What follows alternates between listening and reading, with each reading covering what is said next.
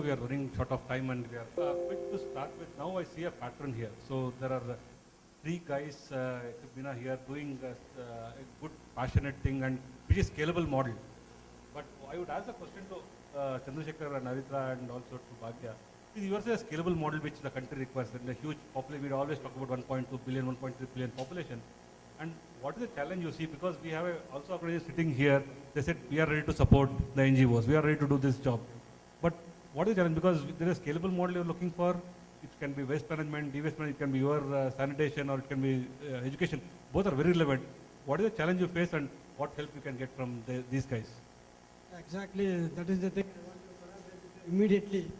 As because Watsan, water is one thing which can be distributed in large from one place. Because the smaller thing, the buckets are kept one inside the other and they distributed. The only problem we faced was the government red tapeism. Because their mindset is still with a bigger company running a RO plant or converting the seawater into pure water running in millions. Again, the same salt which is deposited or the concentrate going up and up is going to be thrown back into the sea, which will again become a Dead Sea tomorrow. So nobody looks into the longer term, again as the Swachh Bharat issue. There is no technical team to analyze any issues or any projects in pure scientific manner and come out with a solution. This is the biggest problem with the governmental system. There are only think tanks who are IAS officer who are seldom would have done his MA history or sociology, done his IAS and come up. And he will, in one way, he will throw us out. And the best example I can tell you, the World Toilet Summit in Delhi in May happened. Mr. Jackson of Singapore had come with a Mr. Toilet. His name is Mr. Toilet. This problem was addressed of how are you going to connect and bridge the gap. None of them were able to answer. And the fun part is biodigester. Okay, everybody talked of biodigestion. And Rickett and Coleman was giving this liquid detergent everybody free. They were the biggest sponsors. Tell me, we have to culture more bacteria in millions to eat away the fecal material, to digest the whole thing and make the slurry go down. We put Harpic nicely, no bacteria will eat the fecal material to die the very same moment and it is going to stay back. So Harpic will become richer. Sorry for mentioning names, I am not against them. But let us understand scientifically what we are doing. That is why the railway projects bombed. DRDO is through our own money. They charge 25 lakhs to get the technology transfer for the biodigestion program. And to start the culture lab, it is another 25 lakhs. I was the first guy whom DRDO approached, FICCI approached to start, because I started this Swachh Bharat 2-3 years before. My models were ready by the time we have started putting it in orphanages. But the question still remains unanswered. I asked them, why are you charging my own money for my own people? Teach it to everybody, no? What is the need? My 5 lakh, I have a breakup straight away. What is the turnkey money? I have to pay to the trainer, I have to give them some food and salary, and my mold cost is this much, my raw material is this much. So the very problem is, scientific fraternity is not matured enough to understand and create a policy, thereby all these problems start up. If there is a system by the government, a think tank, which can analyze a project, analyze a problem, and then think of the solution, yes, there is an answer. So what are the challenges for us to scale? Because yours is a global problem, I would say, at least in India. So No, it is how can you make it problem. more inclusive? How can you make more people to use your model and do it? Because you cannot go across the globe and do it, or across the country and do it. That was the question. How do you want to scale this thing? What is your idea? Yeah, so I think for us, the first step would be to figure out ourselves as to how we want to scale. Because as I said, we are still in a learning process. It's too early for us to say that we want to be, scaling it globally. At least not right now. But I second your point that this is a global problem. 2014, it was 42 million tons globally. India alone had 1.7 million tons of e-waste produced. So that's a huge problem, and I think our model is scalable to an extent because we are not tying up with a fixed asset first and then figuring out where the waste will come from. In fact, we are going the reverse way of being an asset-light company. I think we first want to ensure that the waste is sourced, and then we will decide whether we want to become a recycler, or we want to still solve the first mile problem. By the way, first mile is yours. I used to say last mile initially. So yeah, I think that's the way we want to approach it. For us, challenges would be in terms of really building up a strong addressed with the waste, then we go and talk to manufacturers as to what are the kind of waste that is coming out and how you can address it. So I think for us, yeah, we will need to figure out a lot of things before we really are scalable. But yeah, per se, the model is scalable, and that is something that I was I wanted to be very sure when we started off. Maybe some background of venture capital helped me thinking that only when you are scalable and you are making a much larger impact is when the impact really happens, right? As I said in my presentation, it's not about fixing a pothole, but knowing how to redesign the road itself. Bhagya, you can talk? Is already on, yeah. Same thing for us, it's the scaling because we have been so product driven for the last 7 years. Actually, Vicky even suggested and highly recommended that we set up a hybrid model, both for profit and non-profit. But the board has decided that we want to maintain our DNA, at least for now, and not to actually get into another sector. And then the expertise, we have a lot of technology expertise and pedagogy expertise. So for the product, that's not a problem, but to scale, we need other kinds of expertise. So our first step is actually we have identified to have a chief strategy officer who would guide us about how to actually, in a strategic way, because we're not interested in selling our content to individual schools or door-to-door, to customer. We want strategic partnerships. So to us, we need to see how it's going to pan out in the next 2 years with this new decision that we have taken. But we welcome any expertise that we could get in business development, branding, and marketing. Thank you. So, Meena, question to you. So, it's a different question to you. So, because you also said you support the entrepreneur, social entrepreneur by funding and things. So, what is the criteria to fund and how do you recover money? Is it you are going to recover money? It's only one-way traffic. You just give the money and you forget it. Well, money from anywhere is good for everybody. So, for organizations, basically, and I think in the social sector at present, we are getting ripe for all mergers, which is because I know at least 5-6 organizations across the country that are building learning materials. Some are good, some have started. They are the leaders in that, of course, because they've started earlier. So if there can be collaboration, the scalability happens by itself for a large extent, and then together they can go up to a lot more. And I'm sure that, being an organization, their main aim would be it reaches out to as many people across the country. That is there. As far as you are already working with organizations, there are so many organizations that have the capacity but don't know who to turn to. I think that is where he needs people who can, tell there's somebody there. And to tell you something, a couple of years back, we had started something called Eco Manthan. So it was a fundraising system, a fundraising mechanism for NGOs, where we went out and told corporates that give your e-waste, the value, some percentage of the value is a contribution to an organization of your choice, and the rest of it goes to the recycler or the company, that the e-waste company, which was going to refurbish or, what do you call it? Recycle it, and whichever way it goes back to the market. So we had built that system, but unfortunately we didn't have the bandwidth to scale it or take it up. Because if I'm not mistaken, Bangalore has the highest number of e-waste that is generated or dumped in the city.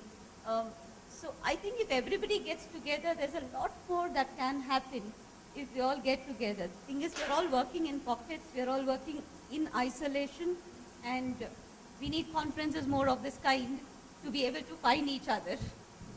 Yeah. Now, since paucity of time, I'll open the question so we can take 3 or maximum 4 questions because lunch is waiting for us. That is more important.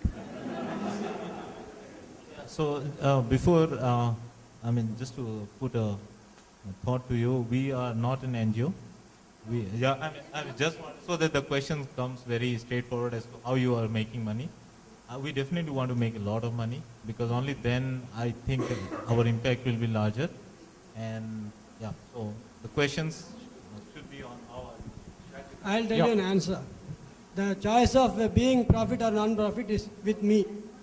In Chennai, my own workers and my co-workers and my suppliers, around 30 or 40 families, I picked up that many water filters for a lakh or I just gave it to them because they have to start their life and then only my cycle of production starts. So if you are a profit for making profit, you have the decision of being both. If you simply declare I am a non-profit and then struggle for money and expect for grants and somebody to donate, it's going to be a tough task. This is my personal experience. Yeah, so I have a question for the panel. So in two parts. One, given the context of corporate CSR spending and government making a mandate out of it, what is your point of view of collaborating with corporates to scale your business? That is one. Second, from India Cares Foundation, since you support these activities, what is the corporate perspective in terms of collaborating with social enterprises? There are a lot of companies that are supporting projects that are huge, and a lot of organizations working for a single project also. To give you an example, in October this year, we started something called EduDan, which is Education Dan, and which is supporting government schools. So we have private school students who are raising funds. 100 students raising 100 rupees each is our target for this year. And these students are going to government schools nearby their private schools, and there's a checklist of what is the thing that the government school requires. And we have companies, so there's a checklist of 25 things that the government school requires. It could be no benches, so there are benches required, toilet hai, pani nahi hai, and the teachers are not trained, there is no learning there. So these 100 things, the children don't have shoes right up from there. So these things are being checklisted by the school students of the private school students. We are reaching out to companies, and we have around 10, 12 companies that together have got together and said, okay, if these 10 government schools require 25 things, the private students are doing 10 things, we will do the rest of it. So there is a lot of collaboration, and that is coming out of CSR because the monitoring is being done by us, by India Cares. We are setting up the online system where the companies can log in and see, like this as the dashboard, what is happening, what are the progress, geotags. So there are a lot of projects across country which is coming up where companies are collaborating for their CSR. We haven't yet started connecting social enterprises because we have had a couple of social enterprises who came and asked us, we are doing this, can you connect us to NGOs, so because that will help them. That is something we have started, but connecting funders to social enterprises, we could do that maybe 6-7 months later once we find a little bit of bandwidth for it.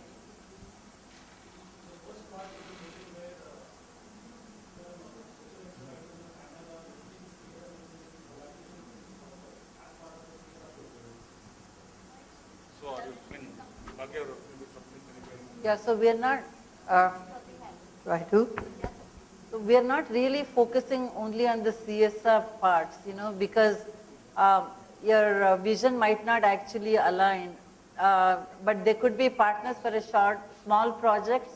We are happy to drive some projects in their own area if it's in alignment with our vision, which we have been doing. But for us to scale as an organization, we actually need partners who recognize this as a valuable program and who is going to support it for the next 3 to 5 years to reach some of our goals. So it's a different kind of partnership for scaling. But CSR, yes, to strengthen your program in your own community and all of that, that's fine. But I'm just saying for our own growth as an organization, strategically for us to grow, we have to have stronger partnerships.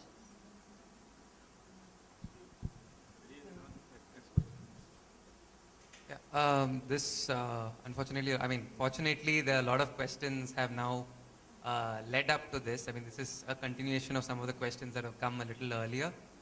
So this is directed to Ms. Meena. The question here is, today a lot of corporates are focusing primarily on NGO-based funding and looking at sustaining projects which primarily come out of NGOs.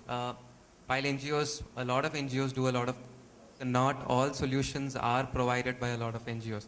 There are a lot of social entrepreneurs and social businesses which do work in such places.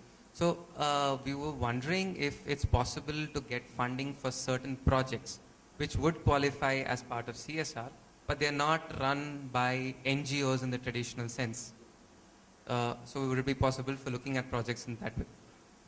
Like I said, it is something that is the need of the hour. Unfortunately, the bill is, well, I don't want to say much about the bill. It is very narrow view at present, because even us as a social enterprise or as an NGO which is helping others, we don't fall under the CSR bill, format. What some social enterprises are doing is, because you're implementing, when you're tying up with NGOs for implementing organizations, they are funding the organization for your work, the work that you're providing. That is the route that's at present being taken by some social enterprises. But having said that, there's a lot of think tank work, like you said, happening, which are going ahead to the corporate affairs ministry, and telling them you have to start thinking of bringing in circulars which will include social enterprises too. Government being government is going to take some time, but we'll in the meantime have to find other ways. Or we have to find companies that are open enough to start thinking in a broad scale. Yeah. So do you have... we have plans for it, but yeah. like I said, we don't have bandwidth at present, but we are planning for that soon.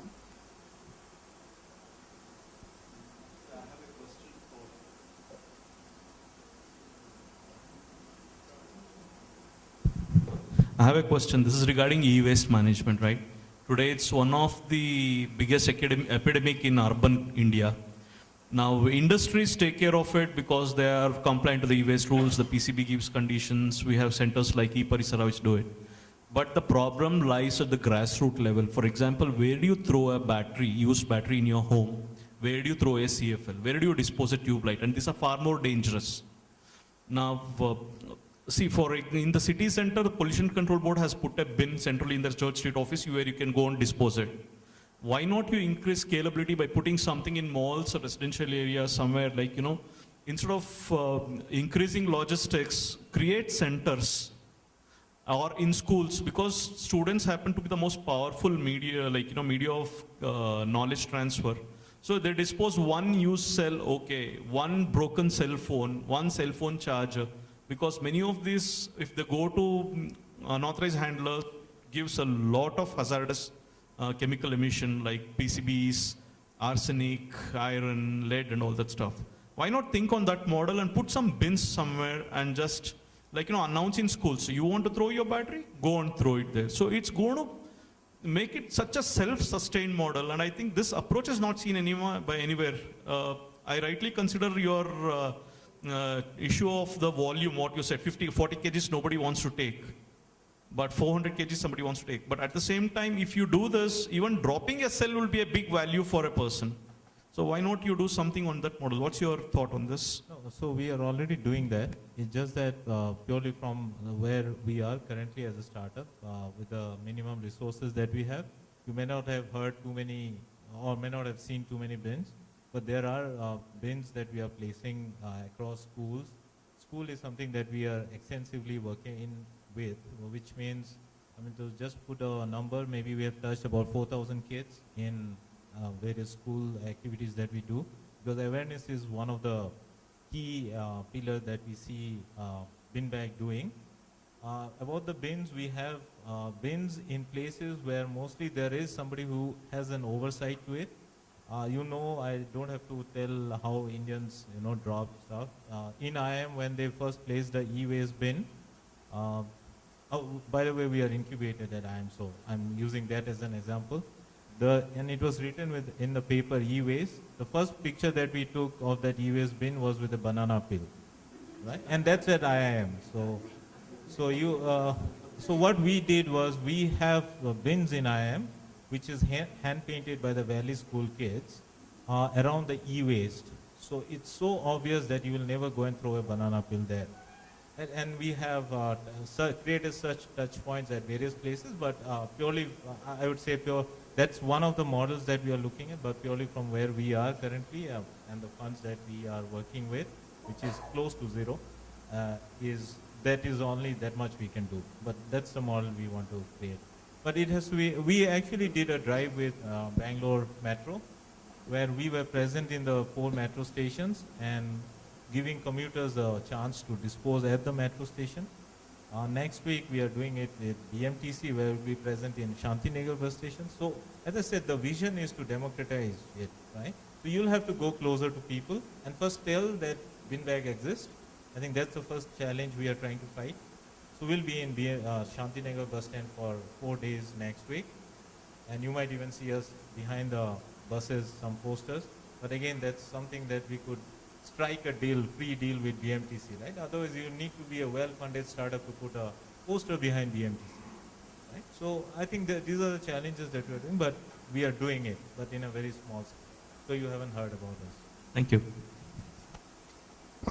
We can take one last question. Is there any? Yeah, everybody is agreeing. Fine. So, okay, thank you. Now I request Karthik to come and... I have a request actually. yeah, please. To madam or to other audience, CSR so far you have not been able to tap for the said reason. So you show me a NGO who can take it up in your CSR formula or model. We are ready to give either of our products or even what product they are going to, we can create and co-create, no issue. The toilet model is very simple. Just educate the villager, give them technical training. They need not migrate to cities and make the cities a mess. As simple as that. You are going to, and the need is already there. You don't need to market toilets. It's already, everybody wants toilets. They can build it up there, green energy, no machinery, no capital investment, just some skill-based training. And I am looking for one, in fact, all big names, I don't want to say them. In all big time meetings, CIA, everybody, Chandra, waterman, toilet man, they call me everything. Money doesn't come. The sad part. Yeah, I am ready to come anywhere you say, sir. That's not a, no, we have done. Creator Lakshmi Narayan of Cognizant knows me personally. He said, okay, put the subject title as toilet making. Send me a mail. The mail never, because it goes to a PA. PA doesn't have the acumen to understand what Lakshmi Narayan and me talk to each other, right? So that is the story. Even CSR, the head of the company will give the card to the CSR guy. He may be a man without any technical background or anything. There ends the story. This is going on and on. Now we have become sick of asking anybody what to do and how to do. Okay, around your factory or your premises, your village, if you take it as a model, your workers are going to come from that place to your factory. They are going to be hygienic. Let us start that way. You need not do elsewhere. And I can start bang in Bangalore because a lot of waste, glass fiber from a big blade manufacturing company, 300 tons are being thrown out. They dig the soil, they just bury everything and give the pollution control board guy 5 lakh rupees a month. I have already approached that company, they are happily ready to give it away. But where will I store it? So if I convert into toilets, the fiberglass waste, I am ready to convert the waste into a useful toilet. Company in Bangalore and Bangalore, I have already identified. I don't have a place to keep it. I want to only convert it online, NC2. Just in and just out. Somebody help me in Bangalore, no problem. I am ready to do it. Sure.